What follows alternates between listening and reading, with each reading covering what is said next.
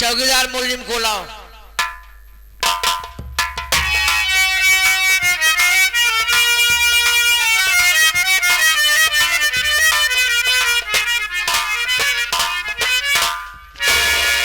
Sir मुलजिम आ गई।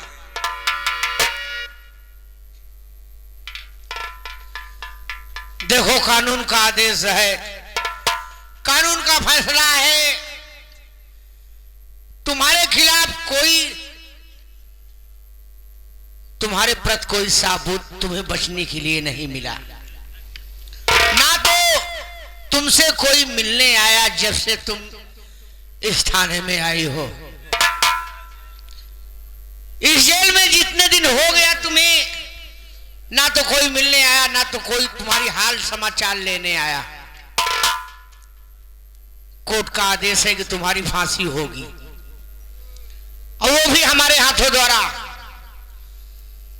तुम्हारी ये अंतिम घड़ी है। अगर किसी से मिलना चाहती हो या कुछ खाने की इच्छा हो तो बता सकती हो।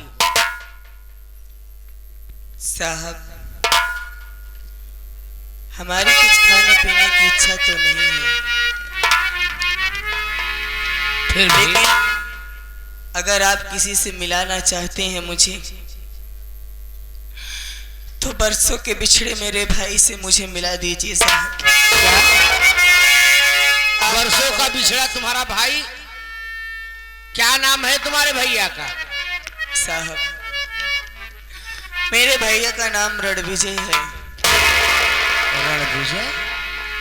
बरसों पहले की बात है। हाँ घर में माँ बाप थे। हाँ हाँ, पूरी कहानी बताओ। बड़ा भाई था, सबसे छोटी मैं थी। अच्छा, परिवार खुशहाली से चल रहा था, लेकिन ऊपर वाले की हमारी खुशी मंजूर नहीं थी साहब। तभी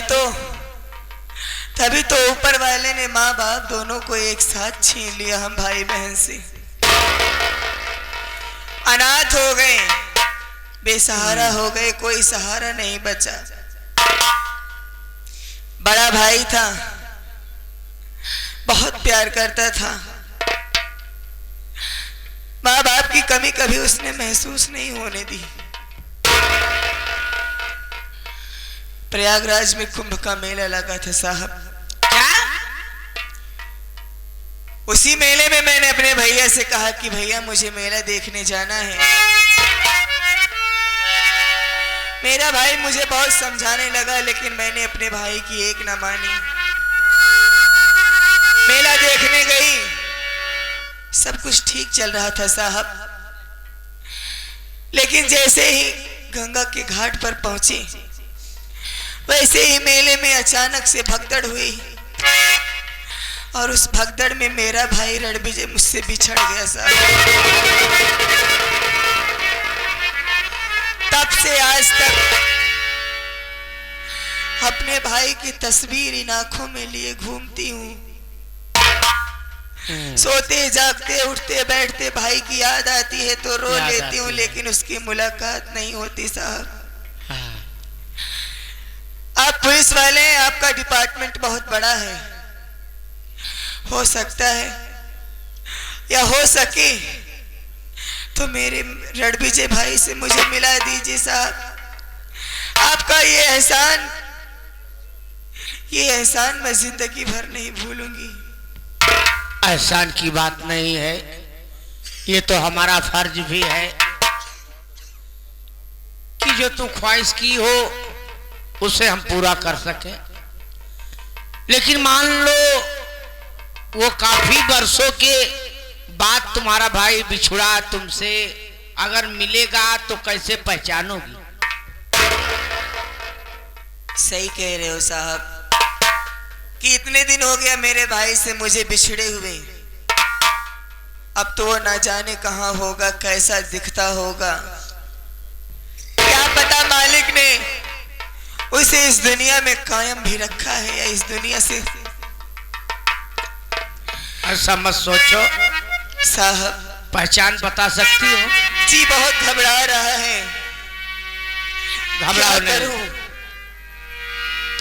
जीने का सहारा मेरा छीन लिया गया, इसलिए जी बहुत घबरा रहा है साहब। घबराओ नहीं, पहचान बताओ अपने भैया की कि क्या तुम अपने भैया को कैसे पहचानोगी? जरूर साहब। बचपन में मेरे माँ बाप ने मेरे भैया के हाथ में, दाहिने हाथ में मेरे भैया का नाम लिखवाया था साहब। रणविजय लिखा था साहब उस हाथ में। मेरा भाई बड़ा हो गया होगा, ना जाने कैसा दिखता होगा, लेकिन वो उसके हाथ में वो नाम वो नहीं मिल होगा सकता है। साहब। ठीक है, कोशिश करूंगा। या परमात्मा, जिस बहन की तलाश हमने कहां नहीं किया, इतने दिनों से वो हमारे ही जेल में हमारे पास कैदी के रूप में आए, लेकिन इन आंखों ने बहन को नहीं पहचान सका। कैसे कहूं कि मैं तेरा भाई हूं? दुख तो इस बात का है, जिस पेड़ को हमने अपने खून से सींच कर उससे सयाना किया, आज उसी पेड़ को अपने ही हाथ से काटने को आदेश मिला है।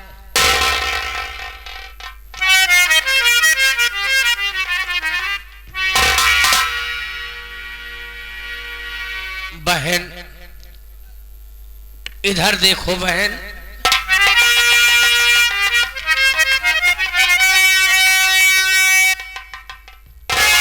क्या बात है साहब, आपकी आंखों में आंसू?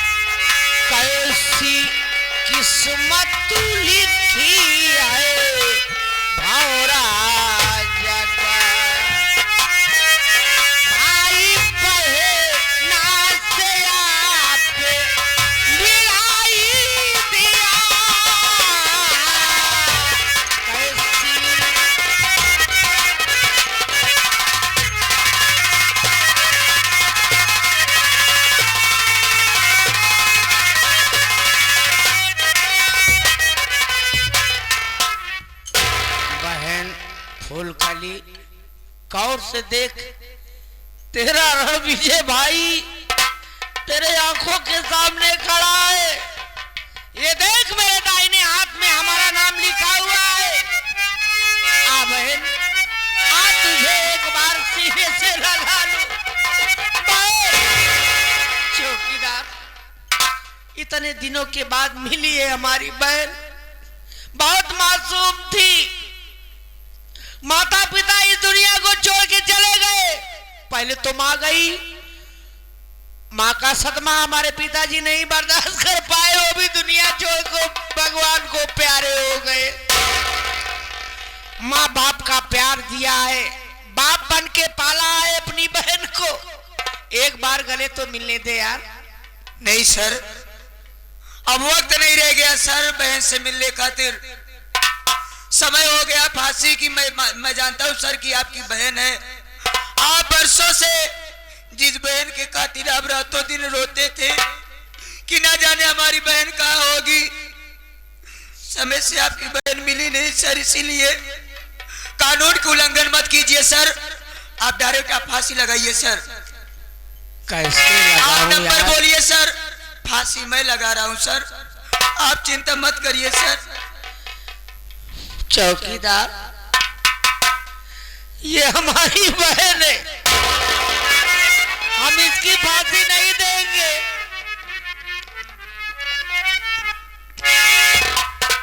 ये कानून भी कितना अंधा होता है। अगर मैं अपने फैसले से मुकर जाऊं तो लोग इस वर्दी पर गाली दिया देंगे। सही कह रहे हो भैया। बहन, भैया मुझे माफ करना बहन। आज इतने दिनों के बाद मिले भी, फिर भी हम तुम्हारे लिए कुछ भी नहीं कर पा रहे हैं। नहीं भैया,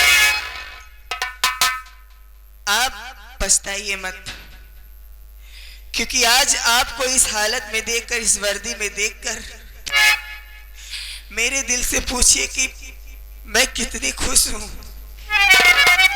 ये चंद्र मिनटों की खुशी, और मैं नहीं चाहती कि मेरी वजह से आपके वर्दी के ऊपर दाग लगे या आपके ऊपर कोई उंगली उठाए, कि एक पुलिस वाला हो करके बहन क्या निकल गई, उसने तो कानून ही भूल गया। तुम ठीक कह रही हो बहन, मैं तो भैया, अपना मार्ग ही भटक गया था।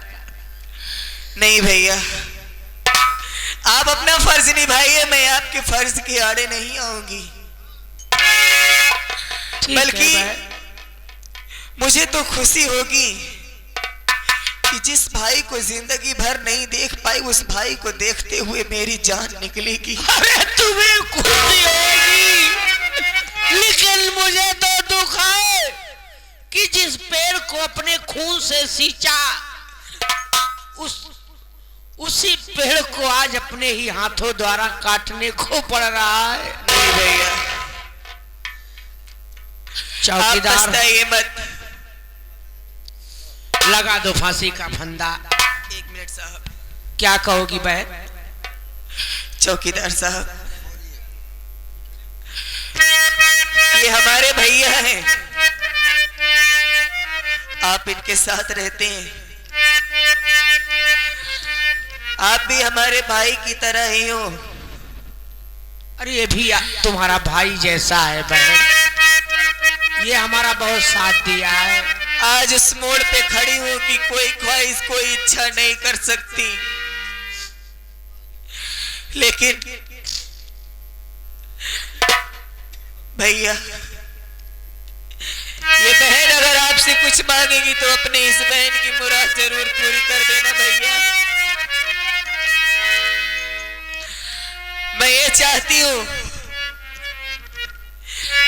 हूँ कि कानून का नियम है कि जिसकी फांसी दी जाती है उसके चेहरे को ढक दिया जाता है। हाँ बहन, लेकिन भैया, बहुत दिनों के बाद मैंने आज अपने रणविजय भैया को देखा है। उनके चेहरे से नजर नहीं हटाना चाहती, जी कर रहा है बस उनके चेहरे को देखते देखते ही दम निकल जाए। यही चाहती हूँ कि मरते वक्त मेरे चेहरे पर कपड़ा मत डालिएगा भैया। इस बहन की एक ख्वाहिश पूरी कर दो भैया। कानून के हाथों द्वारा ये चौकीदार भी मजबूर है बहन। मैं मानता हूं बहन, लेकिन कानून के आगे हम लोग मजबूर है। अगर तुम्हारी यही इच्छा है तो ठीक है बहन, हम बेगर पर्दे की ही तुम्हारी फांसी लगाऊंगा बहन।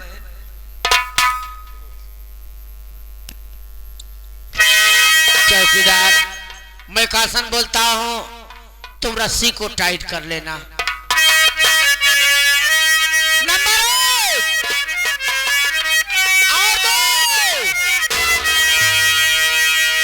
रुकिए रुकिए दरोगा जी, रुक जाइए, ये कि निर्दोष की फांसी लगाओ नहीं, अरे जो है दोषी खड़ा आपके सामने।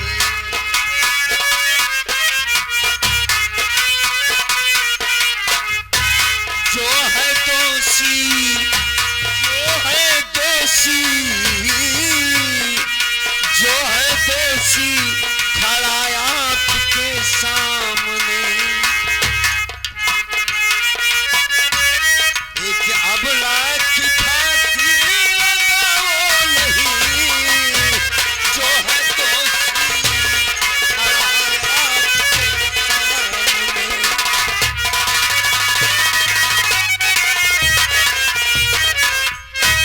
ये फांसी रुकवाने का मतलब जानते हो? हाँ इंस्पेक्टर बाबू, हाँ? जानता कौन हो तुम? मैं डाकू भवानी सिंह। ओह, तुम्हारी तलाश कानून को थी। मैं अपने आप को कानून के पास लेकर आया हूँ साहब। बहुत अच्छा किए। इस औरत की जान बचाना बहुत जरूरी है, क्योंकि जिस लिए आज जिसकी फांसी हो रही उसने उस गुनाह को नहीं किया है साहब। फिर कौन किया है? मैं बताऊंगा कौन किया है। सबसे पहली बात तो ये, मैं डाकू भवानी होने से पहले सुनील कुमार हूं। क्या? गांव कल्याणपुर का रहने वाला। ये हमारी धर्मपत्नी है साहब। हाँ हाँ, तुमसे मुलाकात हमारी हो चुकी है। उस दिन भी मैंने आपसे बार बार कहा कि इस औरत ने अपने बच्चे को नहीं मारा है साहब, लेकिन आपने हमारी बात को ध्यान नहीं दिया। हाँ, सही है। चूंकि आपकी कमी नहीं है, तुम्हारे पास कोई सबूत नहीं सबूत था। की बात तो थी साहब। सबूत तो आदमी जब माने तब ना। बार बार कह रहा था कोई मैं अपने बच्चे को मार नहीं सकती है। जिस औरत ने फोन लगाया उसका फोन बंद था। हाँ, उसकी तलाश की गई। बाबूजी, ये मेरे बाप कालीचरण कसाई है। ये आपको सारी हकीकत बताएंगे किसने मारा है बच्चे को। गौर करिए। ठीक है। बताइए। जय हिंद साहब, जय हिंद, जय हिंद। मेरा नाम कालीचरण कसाई है हाँ हाँ, सुन लिया। और जिसकी फांसी आप देने जा रहे हो ये हमारी बहू है और ये मेरे बच्चे हैं। हाँ जिस बहू की तुम फांसी देने जा रहे हो हाँ। ये मेरी बहू निर्दोष है। मेरे घर में जो भी कारनामा, जो भी वारदात हुआ है, ये सब कारनामा करने वाली मेरी पत्नी है, चमेला बाई। चमेला बाई? हाँ साहब, आज और मेरी सारी जमीन अपने नाम लिखवा करके अपने मायके कौशाम्बी को जा रही। आज वो मुझे भी मार देती, लेकिन मेरा बेटा आकर के मुझे बचाया है। साहब, मैं आपसे रिक्वेस्ट करता हूँ, विनती करता हूँ, दरख्वास्त करता हूँ कि मेरी निर्दोष बहू की फांसी नहीं होनी चाहिए। अगर हो सके तो ये फांसी का फंदा आप मेरे गले में लगा दीजिए, लेकिन मेरी बहू निर्दोष है। नहीं नहीं, तुम्हारे गले में फांसी का फंदा नहीं लगेगा। तुम तो कानून की मदद कर रहे हो। जी साहब। सुनील कुमार, अपनी पत्नी से मिल सकते हो। जरूर। बहुत बहुत धन्यवाद साहब। सुमन की माँ। सुमन के पापा आ गए आप? हाँ भाई, आ गया। बहुत देर कर दी आपने आने में। अब बंद कर दे। तुम्हारी फांसी में रुकाना जरूरी था। ये आदमी की जिंदगी खत्म हो चुकी थी, फूलकली। जब मैंने ये सुना कि तुम्हारी फांसी होने वाली है, हमारी जिंदगी का अंत हो चुका था। बस एक दिल में तड़प थी कि कब तुम्हारे पास आऊंगा, कब अपने घर तुम्हें ले जाऊंगा। मेरे बाप ने कहा कि मैं कोर्ट में चलकर गवाही दूंगा। आज तुम्हारे पास आया हूं। तुम कैसी हो ये अपने बारे में बताओ। कैसी हो सकती हूँ स्वामी, जिसका 2 दिन का मासूम बेटा मार दिया गया हो और उसी के कत्ल के जुर्म में उसे जेल में भेज दिया गया, वो कैसी रह सकती है? हाँ। एक जिंदा लाश की तरह हूँ स्वामी। कोई भी एक पल ऐसा नहीं बीता जब अपने बेटे को याद न की हूँ। आंख बंद करती थी तो बेटे का चेहरा सामने सामने आ जाता था। रो नहीं फूलकली, अब सब कुछ ठीक हो जाएगा। मैं तुम्हें बचाने आया हूँ फूलकली, अब तुम्हें कुछ नहीं हो पाएगा। लेकिन ये बताइए, हाँ, अपना देवर सुमित कहाँ है? आया है, सुमित कुमार भी आया है। और पागल हो गया था, इलाज करवाया, ठीक हो गया मेरा भाई। जब पता चला कि भौजाई की फांसी होने वाली है तो बेचारा भागता हुआ कहा चलो भैया भाभी से मिलना चाहता हूं मैं। और अपनी बेटी सुमन कहाँ है स्वामी? बेटी सुमन अब इस दुनिया में जिंदा नहीं है। हमारी बेटी को नहीं, हमारी बेटी इस दुनिया में ऐसा नहीं।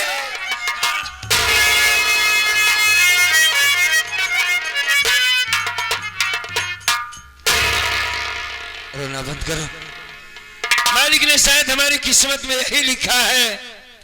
चुप हो जाओ फूलकली, चुप हो जाओ। ये देखो हमारा भाई आया है सुमित कुमार तुमसे मिलने के लिए, मिलोगे उससे? मैं जानता हूं बहुत दिनों के बाद एक दूसरे से मिले। रोना बंद करो। ए सुमित, अपनी भौजाई से मिलो मेरे भाई, भौजाई से मिलो।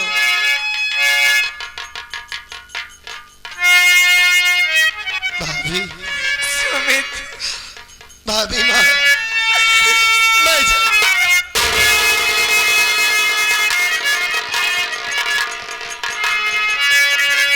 जानता हूँ भाभी, आपकी दुनिया उजाड़ दी गई है। आपकी बेटी आपका बेटा दोनों को मार दिया गया। मैं आपसे वादा करता हूं भाभी माँ कि सारी जिंदगी मैं आपकी सेवा करूंगा, आपका बेटा बनके। कभी आपको बेटी की कमी नहीं होने दूंगा भाभी। संभालो। ये मिलना मिलाना घर पे भी हो जाएगा। देखो सुनील कुमार, हाँ सर बोलिए। अब हमको ये चौकीदार उसको लाओ थोड़ा सा लिख दो।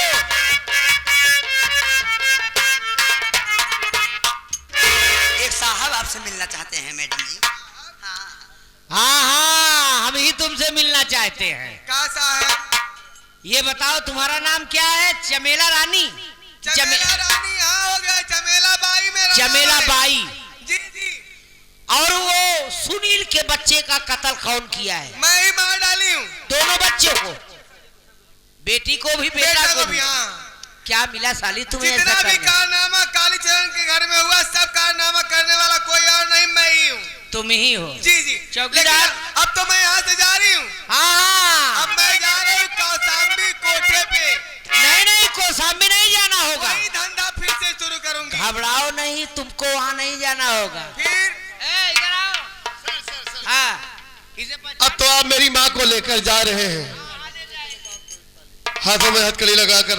अभी ये जेल में रहेगी। हाँ माँ। सुमित, हाँ, देखा बहुत गलती की ना, अब तू ढंग से रहा घर में। पहचाना मुझे ना? हाँ। आपको ये देखकर बहुत दुख हुआ होगा कि मैं इस दुनिया में जिंदा हूँ। ये सोचा था बेटवा, जाने दो कोई बात नहीं। कैसे जी गया मैं, हाँ। है ना?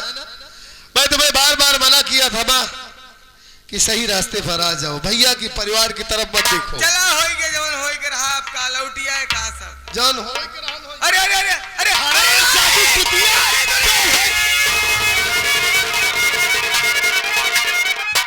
तुमने क्या किया? हाँ? बहुत अच्छा काम किया तुम्हारे साहब सामने पुलिस प्रशासन है, तुम्हें जरा सा डर नहीं लगा? बहुत अच्छा काम किया। इस हरामजादी को मर जाना ही ठीक हाँ, था। करी। ये माँ नहीं थी, माँ के नाम पर कलंक थी। अफसोस इस बात का है क्यों कि ऐसा किया? क्यों ऐसा किया पागल?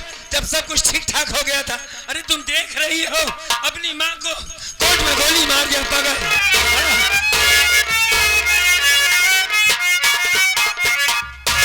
ये तुम्हारा भाई है यार? कैसा हाँ, साहब। भाई है ये बहुत जज्बाती है यार। अपनी माँ को गोली मार दिया साहब, मैं देख रहा हूँ। अब क्या होगा सुमन की माँ? अब हम क्या करेंगे? इतना दिनों के बाद मिले भी तो बिछड़ गया। दिमाग डिस्टर्ब कर दिया ये। भैया क्या? जानते हो कि भरी अदालत में भरी अदालत में गोली चलाना, उसे फांसी भी हो सकती है हाँ बहन, या उम्र कैद की सजा भी हो सकती है। हाँ लेकिन भैया मैंने अपने सुमित को देवर नहीं बल्कि अपना बेटा माना है। अगर मेरा बेटा है तो आपका भी तो कुछ हुआ ना भैया। हाँ बहन, मेरे बेटे को सही सलामत घर वापस लाना भैया। देख बहन, अब तो तू हमें मिली है, तुम उसकी चिंता मत करो।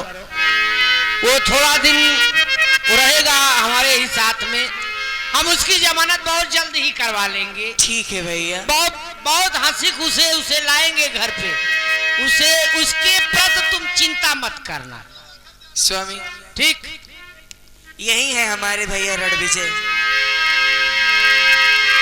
यार तुम चालू हो जाए 2 मिनट के लिए। इस स्वामी और मैं मत कहा करो इधर। तो रणविजय आप हैं? हाँ मैं ही रणविजय हूँ, ये हमारी सगी बहन है, मेले में बिछड़ गई थी। चलो अच्छा हुआ मुलाकात हो गई। इसे मैं अनाथ समझ रहा था। नहीं नहीं, लेकिन अनाथ मालिक मत के आशीर्वाद कहना। से उसके भाई साहब जिंदा है, बड़ी अच्छी बात है। चलिए कुछ दिन हमारे साथ रहिए ताकि तुम्हारी बहन को भी अच्छा लगे।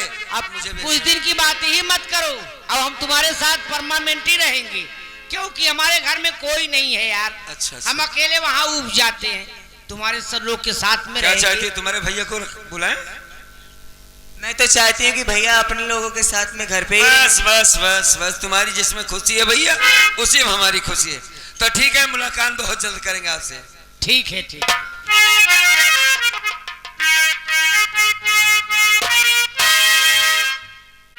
सुमन की अम्मा, कहिए ना।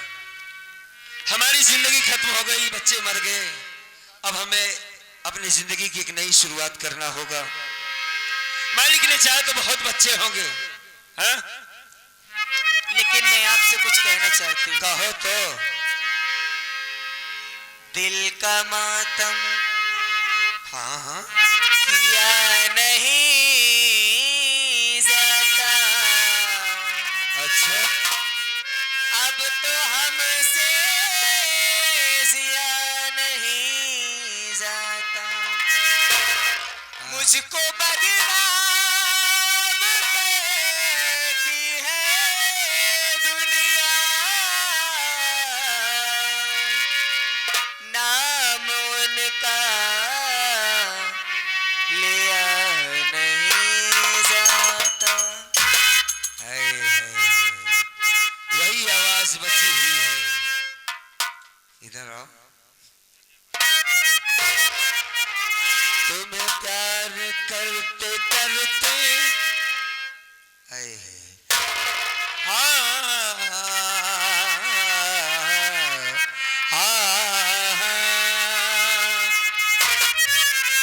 तुझे प्यार करते करते